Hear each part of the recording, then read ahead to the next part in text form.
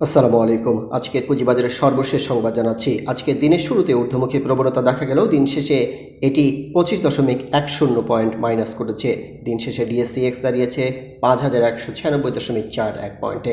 আজকে ইন্ডেক্স মুভারে অংশগ্রহণ করেছিল বেকন ফার্মা, ব্যাডবিসি, কেবিপিপিএল, ব্র্যাক ব্যাংক।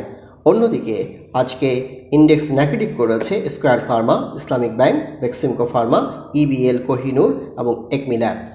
দিনের সর্বশেষ সংবাদ অনুযায়ী আজকে শেয়ার দর কমেছে 282টি কোম্পানির, অপরিবর্তিত রয়েছে 46টি কোম্পানির এবং দিন শেষে বেড়েছে 66 কোম্পানির।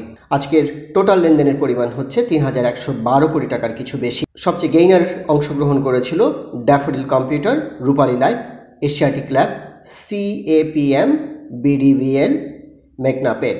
অন্যদিকে নেগেটিভ হয়েছে সবচেয়ে বেশি মালেক স্পিনিং, সাবকো স্পিনিং, মিথুন স্পিনিং, ফনিক্স ফাইন এবং নিউ লাইন।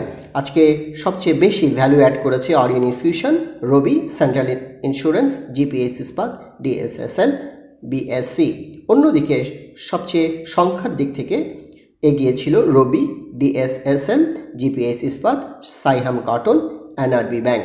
ধন্যবাদ।